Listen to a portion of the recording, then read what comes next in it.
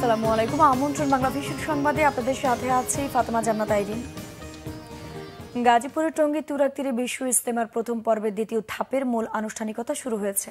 উলামায়ে কেরামের তত্ত্বাবধানে শুরাই নিজামের তাবলিগের সাথীরা এতে অংশ নিচ্ছেন। ইজতেমায় মিডিয়া সমন্বয়ক হাবিবুল্লাহ রায়হান বলেন, বাদ ফজর আম বয়ানের কথা থাকলেও পরে তা মজলিসে শুরার মাধ্যমে কিছুটা সূচি পরিবর্তন করা হয়েছে। এই ধাপে ঢাকার একাংশ সহ 22টি জেলা অংশগ্রহণ করছেন মোট 40টি খিত্তায়। প্রথম ধাপের ইজতেমার দোয়া শেষ করে তাবলিগের বিভিন্ন স্বেচ্ছাসেবক কর্মীরা বিভিন্ন ময়লা আবর্জনা পরিষ্কার করার কাজ শুরু করে এবং গতকাল মাগরিবের আগেই তা সম্পন্ন করে। মাঠে ইতিমধ্যে 76 দেশ থেকে 3050 জন বিদেশি মেহমান অবস্থান করছেন। ইজতেমা উপলক্ষে নেওয়া হয়েছে কঠোর নিরাপত্তা ব্যবস্থা। মুসল্লিদের সুবিধার্থে নানা ধরনের উদ্যোগ নিয়েছে প্রশাসন। এ ব্যাপারে গাজীপুর মহানগর police commissioner doctor Nazmul Karim Khan বলেন, 5টি সেক্টরে ভাগ করে নিরাপত্তাকে সাজানো হয়েছে। অন্তর্বর্তীকালীন সরকারের প্রধান উপদেষ্টা ডক্টর মোহাম্মদ ইউনূসের সরকারি বাসভবনের সামনে অবস্থান নিয়ে বিক্ষোভ করছেন জুলাই গণ অভ্যুত্থানের আহতরা। রাষ্ট্রীয় স্বীকৃতি, পুনর্বাসন ও উন্নত চিকিৎসার দাবিতে তারা আন্দোলন করছেন। গতকাল দিনভর শ্যামলীতে মিরপুর রোডে ব্যারিকেড দিয়ে তারা অবস্থান নেন। সন্ধ্যায় নিজেদের দাবি জানাতে প্রধান উপদেষ্টা সরকারি বাসভবন যমুনার উদ্দেশ্যে যাত্রা করেন। শাহবাগ হয়ে রাজধানীর হোটেল ইন্টার কন্টিনেন্টালের সামনে গেলে ব্যারিকেড দিয়ে তাদের বাধা দেয় আইন শৃঙ্খলা বাহিনী। সেখানে রাস্তায় বসে পড়ে অবস্থান কর্মসূচি চালিয়ে যাওয়ার পর রাতে সেখান থেকে যমুনার সামনে অবস্থান নেন আহতরা। পরে বৈষম্য বিরোধী আন্দোলনের সমন্বয়ক হাসনাত আবদুল্লাহ বলেন, আমাদের ভেতরে এখনও ফ্যাসিবাদের দোসররা রয়ে গেছেন। তারাই আহতদের চিকিৎসায় বিঘ্ন ঘটাচ্ছে। আহতদের সুচিকিৎসা নিশ্চিতের আশ্বাস দেন তিনি। আমি যেহেতু আসছি, আপনারা যেহেতু কথা বলছেন আমি শুনছি, আবার আমার কথাটা আপনাকে রাখতে হবে।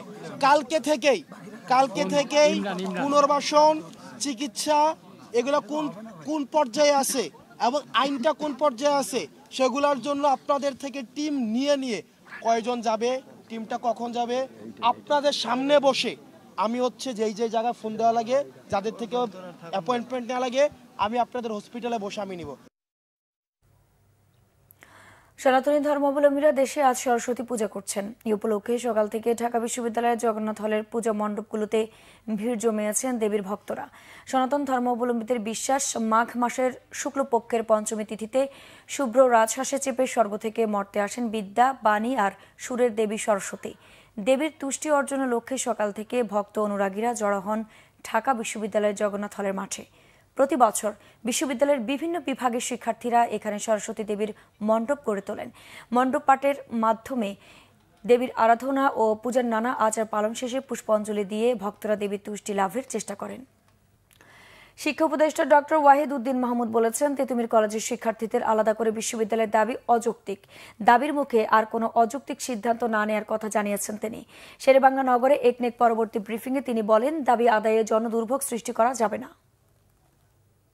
সময় বেঁধে দিয়ে একটা কলেজের ছাত্ররা হঠাৎ করে একটা কলেজকে হঠাৎ করে সময় সীমার মধ্যে বিশ্ববিদ্যালয় ঘোষণা করা, এটা কোনো যৌক্তিক দাবি না। এবং আমরা এখন থেকে আর এই ধরনের সময় বেঁধে দেওয়া দাবির মুখে এমন সিদ্ধান্ত নেব না যেটা শুধু আমাদের সময়ের না, এটা পরবর্তী অনেক সময়ের ভবিষ্যতে বহুদিনের জন্য এটা একটা অযৌক্তিক সিদ্ধান্ত করলে সেটা বহুদিনের জন্য একটা বোঝা হয়ে থাকবে। এদিকে তিতুমির কলেজকে আলাদা বিশ্ববিদ্যালয় করার দাবিকে অযৌক্তিক উল্লেখ করে শিক্ষা উপদেষ্টার দেয়া বক্তব্য প্রত্যাখ্যান করেছেন কলেজটির আন্দোলনরত শিক্ষার্থীরা। দাবি আদায়ে অনড় তারা। আজ বেলা 11টা থেকে রাত 10টা পর্যন্ত অবরোধ কর্মসূচি পালনের ঘোষণা দিয়েছেন আন্দোলনরত শিক্ষার্থীরা। গতরাতে সংবাদ সম্মেলনে শিক্ষার্থীরা এই ঘোষণা দেন। মহাখালী রেলগেট, আমতলী, গুলশান, লিংক রোডে অবস্থান নিয়ে তারা অবরোধ কর্মসূচি পালন করবেন। এ সময় তিতুমির কলেজে পরীক্ষা সহ সব রকম একাডেমিক কার্যক্রম বন্ধ থাকবে। তবে কলেজ ক্যাম্পাসে সরস্বতী পূজা চলবে। সংবাদ সম্মেলনে অনশনরত শিক্ষার্থীদের পক্ষ থেকে 3টি দাবি তুলে ধরা হয়। এর আগে ইজতেমার জন্য রবিবার সকাল থেকে বিকেল পর্যন্ত অবরোধ কর্মসূচি কিছুটা শিথিল থাকলেও সন্ধ্যায় মহাখালী বিমানবন্দর সড়কের আমতলীতে অবস্থান নেন তিতুমির শিক্ষার্থীরা। এতে যান চলাচল বন্ধ হয়ে সড়কে দেখা দেয় তীব্র যানজট। পরে রাত 8:45টার দিকে সেখান থেকে মিছিল নিয়ে কলেজের সামনের রাস্তায় অবস্থান নেন তারা। এ সময় মহাখালী গুলশান সড়কে যান চলাচল বন্ধ হয়ে যায়। এদিকে কয়েকদিনের টানা অনশনে অসুস্থ হয়ে পড়েছেন কয়েকজন শিক্ষার্থী। গুরুতর অসুস্থ হয়ে পড়ায় এক শিক্ষার্থীকে হাসপাতালে ভর্তি করা হয়েছে। তিতুমির বিশ্ববিদ্যালয় কমিশন গঠন প্রক্রিয়ায় শিক্ষা মন্ত্রণালয়ের উপর আইন উপদেষ্টার চাপ সৃষ্টি করার ঘটনার সুষ্ঠু তদন্ত করে রাষ্ট্রীয় কাজে ব্যাঘাত সৃষ্টির দায়ভার মাথায় নিয়ে আইন উপদেষ্টাকে প্রকাশ্য ক্ষমা চাইতে হবে। পাহাড় কাটার মহোৎসব চলছে খাগড়াছড়িতে। কখনো প্রকাশ্যে কখনো রাতের আধারে চলছে এই অপকর্ম। ঝুঁকিপূর্ণ বসতিও গড়েছে কেউ কেউ। মাঝে মধ্যে অভিযানে জেল জরিমানাও থামানো যাচ্ছে না পাহাড় কাটা। জেলায় ঘন ঘন বন্যার জন্য অনিয়ন্ত্রিত পাহাড় কাটাকে দুষছেন পরিবেশবিদরা। খাগড়াছড়ি প্রতিনিধি HM প্রফুল্ল তথ্যচিত্রে ডেস্ক রিপোর্ট। শুষ্ক মৌসুম এলেই খাগড়াছড়িতে শুরু হয় পাহাড় কাটার প্রতিযোগিতা। জমি ভরাট সহ বিভিন্ন বাণিজ্যিক কাজে ব্যবহারের জন্য প্রকাশ্যে ও রাতের আধারে কাটা হচ্ছে পাহাড়। পরিবর্তন হচ্ছে জমির শ্রেণী, হারিয়ে যাচ্ছে জীববৈচিত্র্য। পাহাড় ধসের শঙ্কায় স্থানীয়রা। এই শুষ্ক মৌসুমের সময় যখন সবকিছু শুকিয়ে চলে যায়, তখন পাহাড় পার্বত্য চট্টগ্রাম অঞ্চলে কিছু কিছু মানুষ সরকারের আইন তোয়াক্কা না করে তারা বিভিন্ন পাহাড় কেটে একদম শ্রেণী পরিবর্তন করে ফেলে। রাত্রে প্রশাসনকে ফাঁকি দিয়ে রাত্রে মাটি কেটে নেওয়া যায়। পাহাড় কাটার কারণে আগামী দিনে যে বর্ষা মৌসুমে এই অনিবার্যভাবে পাহাড় ধসের মাত্রা বাড়বে এবং এতে করে এই পাহাড়ের পাদদেশে যেসব বসতি গড়ে উঠেছে সেগুলি এক বড় ধরনের ঝুঁকির মুখে পড়বে। পাহাড় কাটা বন্ধে কাজ করছে প্রশাসন ও পরিবেশ অধিদপ্তর। আমরা সরেজমিনে গিয়ে একজনকে ইতিমধ্যে 1,50,000 টাকা জরিমানা করা হয়েছে।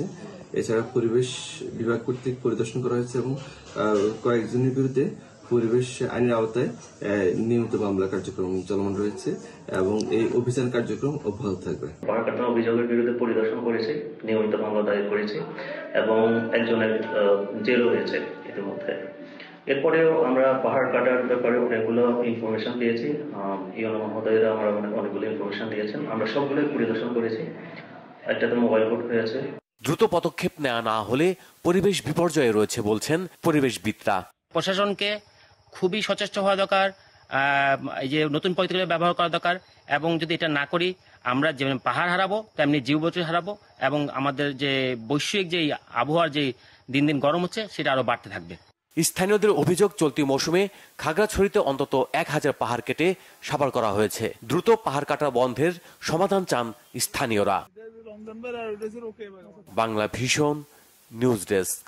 দর্শকের ছিল এখনকার মতো। পরের সংবাদ বেলা 12টায় দেখার আমন্ত্রণ রইল। এছাড়া বাংলা ভিশন সংবাদ ও সংবাদ সংশ্লিষ্ট অনুষ্ঠান দেখতে ভিজিট করুন www.bbnews24.com ও facebook.com/banglavisionnews এবং সাবস্ক্রাইব করুন youtube.com/banglavisionnews। ধন্যবাদ।